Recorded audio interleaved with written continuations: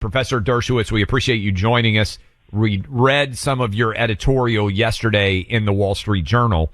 And I just want to start with this question because probably the number one question that this audience has before we dive into a few others. You wrote about it in the editorial. Elon Musk said Trump is in the Epstein files, this larger Epstein universe of investigation. You say that is not true. Based on what you know as the defense attorney for Jeffrey Epstein for many years, what is Trump's role or involvement in any way in this larger context? There's no evidence that Trump is accused of having done anything improper, wrong, sexual. Donald Trump knew Jeffrey Epstein in Palm Beach. They hung out together. He said some nice things about him in an article for Vanity Fair. And then they got into a fight, either over a real estate matter or about an impropriety of Epstein in relation to the daughter of one of the guests at Mar-a-Lago, and their relationship terminated. Of course he's in the files. Half the people in Palm Beach are in the files. I'm in the files. Of course I flew on his airplane. I was his lawyer. All of his lawyers flew on the airplane. But I never flew with anybody who was young or underage or anything like that. So there's a big confusion about the file. The file contains, so many people, thousands and thousands and thousands of innocent people. And then there's the accusation. So there are two issues as to the accusation. There is no client list. Let's be very clear. Jeffrey Epstein never compiled a list of people to whom he allegedly trafficked any young women. It just doesn't exist. It never existed. And I've never said it existed. Nobody I know has ever said it existed. Nobody has ever seen it. What there is this. The FBI interviewed some of the alleged victims, and the alleged victims named some people, and those names have been redacted. I know who those people are. There's nobody in current government. There's no Donald Trump. There's no Bill Clinton. I'll give you an example. A woman named Sarah Ransom wrote a series of emails to the New York Post, to Maureen Callahan of the New York Post.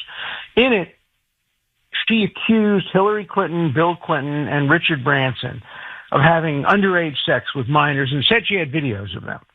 This was in the run-up to the election of 2016. Wow, wow, wow, big news. So they did an investigation, and this woman, Sarah Ransom, admitted to the New Yorker that she made up the whole story from the whole cloth. She didn't know anybody. She just made up the story because she wanted to have something on Jeffrey Epstein. So that's the kind of thing. You get these kinds of fake accusations, and of course the courts don't reveal the fake accusations because they want to protect the so-called victims. Now, Sarah Ransom was not a victim. She's a perpetrator. She falsely accused people and admitted, but she is being protected. And the people that she accused are not being protected. So that's what is going on here, and that's why some of the courts have been so concerned about revealing half-truths, accusations, without going and looking at who the accusers are. Professor Dershowitz, on the issue of the allegations, conspiracy, however one wants to frame it, of foreign intelligence contacts, specifically the allegation has been leveled by some pretty big voices out there. You mentioned, I think, in your editorial that this has happened, that they're saying it's Israel, that there's Mossad connection here, and you address that. Could you lay out your case here as a former lawyer for Jeffrey Epstein, why you say the foreign intel thing just doesn't hold water? Well, first, I was also a former lawyer for the Mossad. I represented the Mossad back in the day when 5 of their agents were arrested in Cyprus, and the Mossad retained me pro bono to represent these 5 people, and I got them out. I have good sources in Israeli intelligence, and I can tell you with 100% assurance there's never been any contact between Israeli intelligence or Israel in general and Jeffrey Epstein.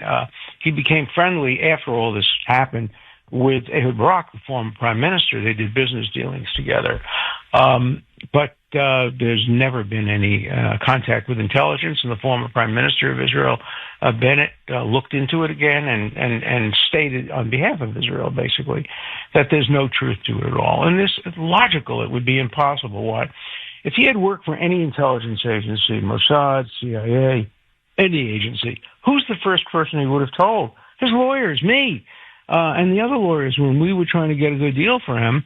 The best thing we could have had going for us is, oh my God, the guy worked for an intelligence agency. Leave him alone. He never told us that, and quite the opposite. He denied any information that would be helpful to him along those lines. So it's a completely made-up story. Now, I know the reason for the made-up story. Made-up story had the following basis. His former girlfriend, Ghislaine Maxwell, is now in prison. Father, Robert Maxwell, who was a publisher in England, may well have had some connections to the Mossad. And so Tucker Carlson probably said, oh, my God, if his girlfriend's father had connections, he probably did too. But then Tucker Carlson goes further and says, everybody in Washington knows that he worked for the Mossad. That's just blatant bigotry, and it's just wrong, and it's just not credible. And he ought to take that back. Nobody in Washington knows that. The CIA doesn't know it. The White House doesn't know it. I don't know anybody credible who believes that Jeffrey Epstein would have been hired by the Mossad or by the CIA. It's absurd. A lot of people point to the initial prosecution. You were the defense attorney for Jeffrey Epstein. That was called a, quote, sweetheart deal. You say Epstein was actually upset with the deal that he got. How does that deal compare to you, to other criminal defendants? Was it a sweetheart deal that he got initially? No, in fact, it was a worse deal. What we did is we did a complete analysis of every single case that was comparable. And remember, the only thing he was charged with was having sexual contact, not sexual intercourse, sexual contact massages with two women, one way above the age of consent, but for money, so it was a crime, and the other, I think 3 or 4 months below the age of consent, 17 and a half years old. That's it. We did a thorough analysis. I did that analysis personally of every case in Broward County and Palm Beach County and Miami and Dade County of people who were charged with that kind of thing. Not a single one of them got any prison time. So we went to the people in charge and we said, fair is fair. Let's give him a sentence that corresponds to pre-past sentences. Ultimately, we worked out a deal where he'd be sentenced to 18 months in jail, and he'd have to register as a sex offender. Epstein was furious at that. He fired me, wouldn't pay my legal fee, thought I was a terrible lawyer because I got him such a bad deal. I thought it was a pretty good deal. And as a result of that deal, by the way, that's how the feds got involved, because the police officials in Palm Beach County thought they could do better. So they went to the feds. Well, they thought, Professor Dershowitz, they thought there was a lot of others. I mean, there were a lot of other allegations of more serious stuff that were out there that certainly came to light later. That's right. But he was not charged with any of that. Right. So he pleaded guilty. The only things he's ever pleaded guilty to are these two charges involving a 17-year-old and I don't remember, 21 or 22-year-old, something like that. But those are the only things he's ever charged with until later. And then years later, I was not his lawyer. After that, I stopped being his lawyer once this was over. The first case was over. He was charged with a lot more. By the way, the reason that he was charged with a state case, not a federal case, back in 2006, because they had no proof that he had ever taken women across state lines. All the young people that he had any contact with were from Palm Beach. These were mostly teenagers who worked in what were called, I had never heard this term before, but I learned it when I was doing the investigation, whack shacks.